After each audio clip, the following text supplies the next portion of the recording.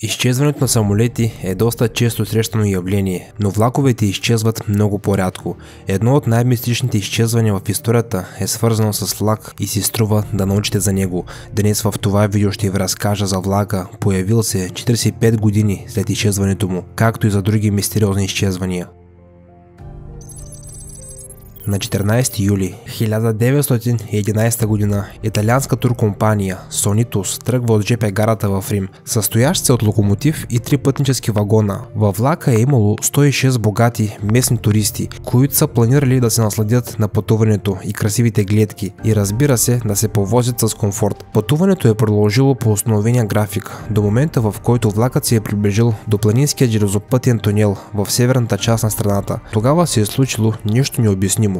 Влакът е влязъл в прав тунел с дължина около 1 км, който се е виждал отдалече, но така и не се е появил от другата страна. Сякаш се е разтворил вътре в тунела. Това е станало известно благодарение на двама пътници, които са успели да скочат от влака. Според техните думи, когато влака е влязъл в тунела, извън прозорците и в самите вагони мъглата е започнала да се сгъстява, което скоро е започнало да прилича на вискозна течност. По-напред в тунела са започнали да се чуват странни звуци. Във вагоните е започнала масова паника и веднага някои от пасажирите са скочили от влака и са се насочили към изхода на тунела. Те не са видели как влакът продължава да се движи и скоро е изчезнал заедно с мъглата. Скоро след това избягалите пътници дълго време са страдали от сериозни нарушения на съня и често са сънували кошмари. След инцидента тунелът е внимателно проучен и проверен, но следа от влака не е открита. Впоследствие италианските и европейските железопътни компании категорично са отказали да пуснат влаковете си през злополучния тунел. Италианските власти го оставят и в този вид остава до 40-те години на миналия век, когато е частично разрушен от бомба. С течение на времето те са забравили за влака, но в крайна сметка той отново е напомнил за себе си. В края на 50-те години в архивите на Мексико Сити е открит много странен документ. В него е пишело, че през 1845 година в Мексико не е ясно откъде са дошли повече от 100 италианци. Всички те са твърдели, че са пристигнали в Мексико Сити с влак от Рим. Освен това, през 50-те години, 45 години след изчезването, влакът се е появил отново, но вече като влак-призрак. Свидетели са наблюдавали абсолютно една и съща композиция на няколко места. И така, какво е това? Възможно ли е влакът да е бил машина на времето, а тунелът да е портал? Или влакът просто е изчезнал в тунела, превръщайки се в истински влак-призрак? Споделете вашето мнение долу в коментарите. Друг случай, който се е появил сравнително наскоро. През 2018 година мистериозен призрачен влак се е появил на гара в китайския квартал Батау. Той е бил също толкова мистериозен и почти невидим. Спрял е на гарата късно вечерта и то в момент, когато там не е трябвало да минава влак по разписание. Тогава влакът се е забавил известно време, след което е тръгнал. Служители на гарата твърдят, че в този момент там не е имало истински влак, а служителят по сигурността на гарата е споделил, че през 12-те години, в които е работил там, никога не е виждал нещо подобно и се надява, че няма да се повтори.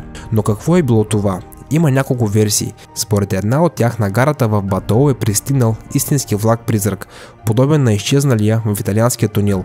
Някои работници предполагат, че това може да е призракът на този влак, който е изчезнал преди около 40 години, отнасяйки много животи със себе си. Според друга версия, композицията е съществувала в паралелната вселена, която в този момент е влязла в контакт с нашата. Но има неекзотична версия, според която в стаята за видеонаблюдение филмите се използват няколко пъти, за да може изображенията да се препокриват и че всичко това е обработка. Всеки решава сам на кой да вярва. Има легенда и в Швеция, които често шокират света с нещо неочаквано. Много местни жители са добре запознати с влака Silver Pilin или Сребърната стрела, който е бил в метрото на Стокхолм. Вагоните на Silver Pilin SLC-5 са произведени в количество от само 8 броя в средата на 60-те години. От тях се състои влак, който е останал прототип образец.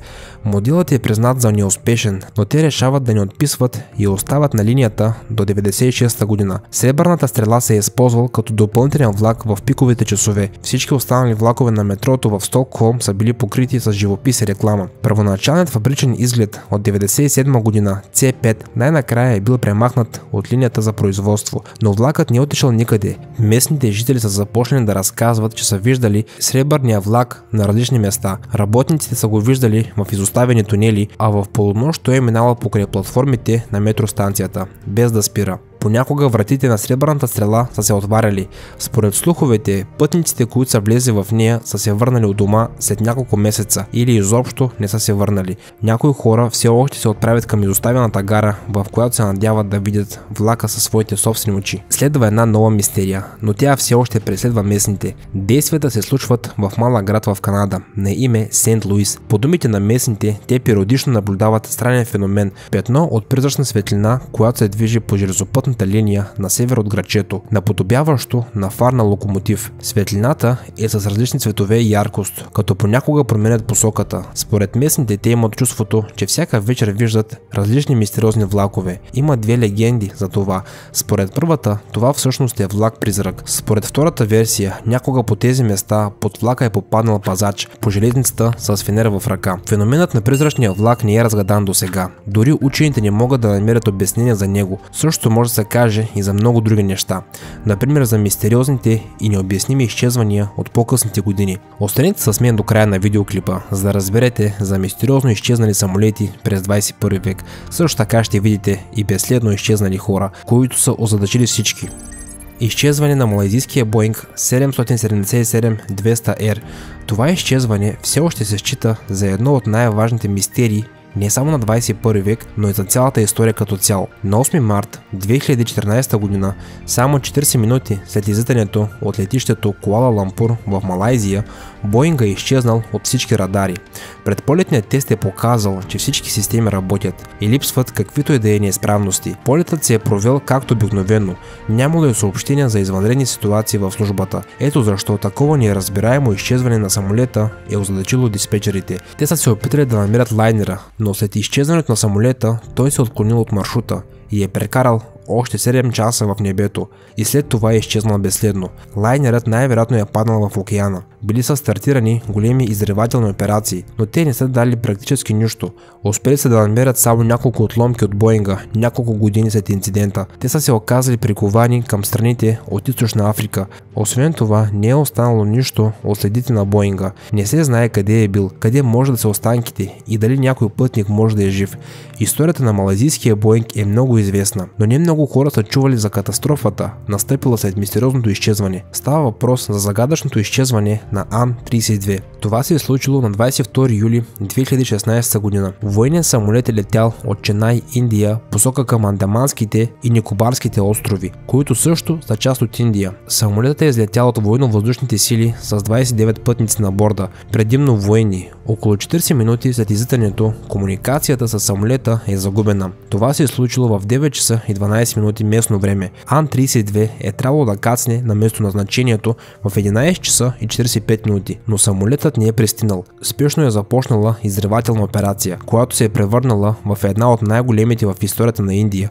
16 кораба, 6 самолета и една подводница са започнали да претърсват предполагаемите райони на бедствие. Под личния контрол на министъра на отбраната на Индия, но всичко е било неуспешно. Самолета не е бил открит. Причините за инцидента все още не са установени. Изчезването на самолети и влакове винаги е интригуващо, но според мен изчезването на хора е нещо по-мистериозно. Един от най-нашумелите случаи в САЩ през последните 10 години е било изчезването на Робин Пътнам, студент в Калифорнийския колеж по изкуствата. На 7 юли 2012 година 25-годишният Робин се е качил на влака и отишъл да посети семейството си в Колорадо. Сутринта влакът се е направил към Солт Лейк Сити. Примерно в 3 часа през нощта влакът е пристигнал в Солт Лейк Сити. Но когато влакът е пристигнал, човекът вече е бил изчезнал. Всичките му вещи, включително портфела, списания, лаптоп, са били все още на мястото му, но самият Робин не е бил открит никъде. Очевидно Робин е слязал от влака по време на спирката си в града, но не е известно къде е отишъл след това. Смята се, че Робин е имал мотиви да организира такова спонтанно бягство преди пътуването, понеже Робин се е държал странно и също е пострадал от нападателите. Той даже е бил принуден да напусне кафетерията, в която е работил преди това. Той също е имал големи затруднения с съня и понякога не е можел да различи сънищата от реалността. Предполага Излага се, че при пристигането си в Солт Лейк Сити той е бил объркан, оплашен. Мъж, отговарящ на неговите характеристики, е бил забелязан от камерите за видеонаблюдение в ресторант в Солт Лейк Сити, пиейки алкохол с непозната жена. Дълго време не се е знаело нищо за Робин, но през 2015 година все пак са го намерили, макар и не жив. Човекът е бил открит на железопътните релси в Невада, но за огромно съжаление той не е бил жив. Но далеч не винаги е възможно да се намерят изчезнали хора. Например, Андрю Госден от Обединеното кралство все още го търсят, въпреки че са изминали 15 години от изчезването му. На 14 септември 2007 година той е бил на 14 годишна възраст. Отишъл е на училище и никога повече не се е върнал у дома. Той е излязъл сутринта от вкъщи. След това е изтеглил 200 паунда от банковата си сметка. Купил е еднопосочен билет до гара Кингс Рос в Лондон от станцията Къстър. Качил се във влака и след това никой повече не го е видял. Андори не е оставил никакви бележки. Той не е показал странно поведение през годините и е нямал проблеми. Така че внезапното му изчезване е очудило всички. Най-странната подробност е, че Андрю, според спомените на касиерката на гарата, е купил еднопосочен билет, дори след като касиерката му е казала, че билетът за връщане ще струва само 1 паунд повече. Това може би означава, че човекът иска да започне живота си от нулата. Може би е имал някои проблеми, с които не е можел да се справи. Изглежда никога няма да разберем. Изминали са 15 години от разследването му. Няма улики и дори обяснения за безсилното му изчезване. Ако видеоклипът ви е харесал, не забравяйте един лайк, един коментар и абониране с камбанка. Това е единственият начин, по който може да подкрепите моят канал да расте и да се развива. Съвсем скоро очаквайте много нови и интересни видеа. Чао, приятели, и до скоро!